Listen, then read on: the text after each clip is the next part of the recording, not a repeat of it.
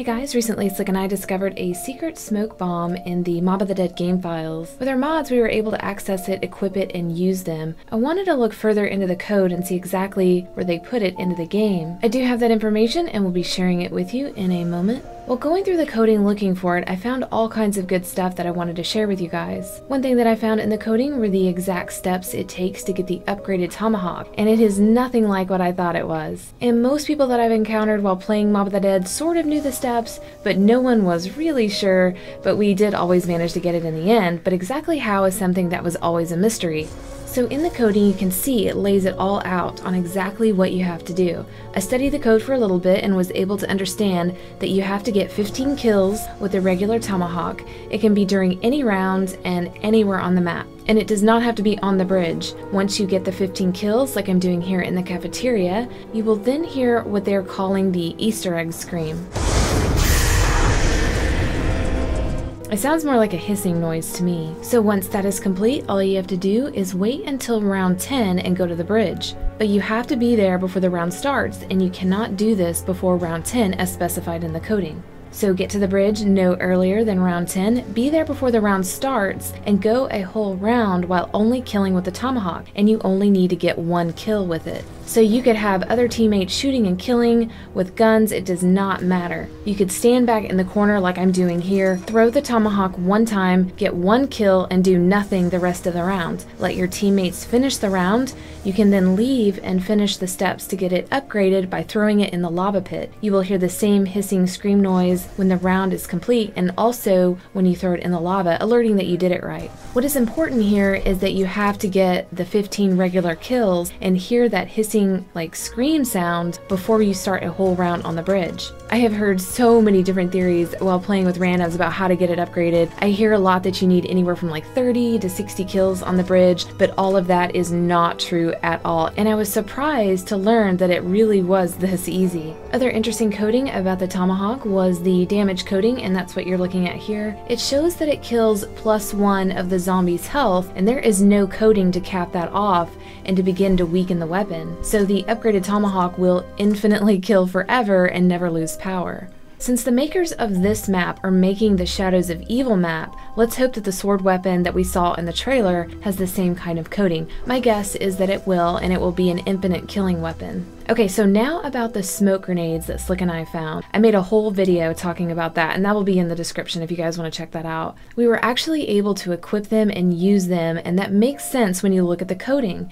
It is all there. It is the Willie Pete smoke grenade, and it shows up in the weapons list, and even shows up in a list that says include weapon. I just cannot understand how it didn't make it into the game. I wouldn't think that we missed some small Easter egg that would make them available. I really think it just got cut out of the game, and it confuses me to see it in the weapons list, but we cannot access them anywhere. Another thing that I came across was all the actions that Brutus does, and one of them was where he was going to be able to summon dogs. It doesn't say if the dogs would have come when Brutus did or if they would have come at random times. It also shows how the tomahawk would have killed them. With the zombies, the tomahawk tags the head and kills them, and with the dogs, it would have tagged the spine and killed them. Some interesting info about Brutus shows that his health increases in the coding, but he doesn't really seem to get any harder to kill, so I'm not too sure about this. I can tell you that a regular zombie at round 1 has the health of 150, so Brutus having the health of 500 or 1000 gives you an idea of how much it takes to actually kill him. Another thing that I thought was cool, and I didn't realize, was that Brutus spawns near the player that has been hunted the least, and I think it means the player that has been least targeted by zombies. And in regards to the blue skulls that you collect around the map with the tomahawk, I thought it was interesting that they referred to them as MacGuffins. I was curious as to what this meant, so I looked it up. I didn't know if it was going to be like a person, but apparently it is a commonly used word in movies and stories, and it is described as an object, event, or character in a film or story that serves to set and keep the plot in motion despite usually lacking, intrinsic importance. So for example, the alien crystal skull in Indiana Jones and the crystal skull is the MacGuffin of that movie. Next thing I wanted to show you was this comic book page that you can see torn up in pieces and laying around the map.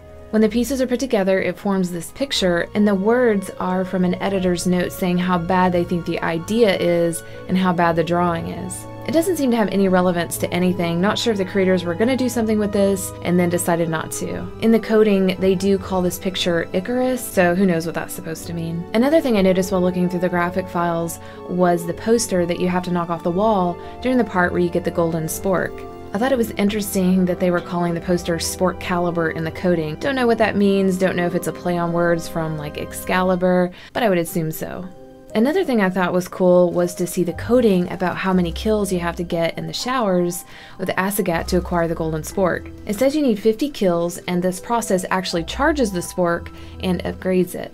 The next few things I want to show you are some of the sound files that I found that didn't make it into the game that I thought were cool. First one are sounds from a sword weapon, and it makes sounds like it's being swung and hitting something. And I'll play the sounds right now so you guys can hear that they are indeed a sword.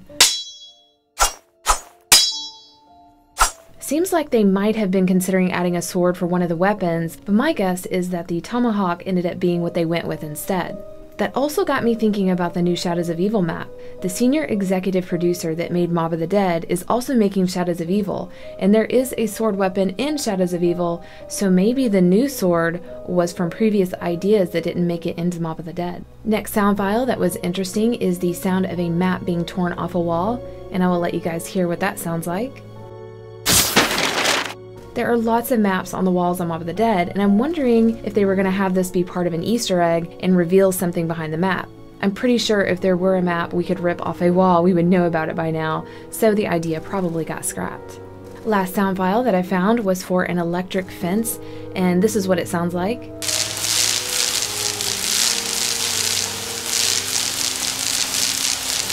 Seems like another concept that didn't make the final cut. It might have been a trap, like the acid trap in the cafeteria.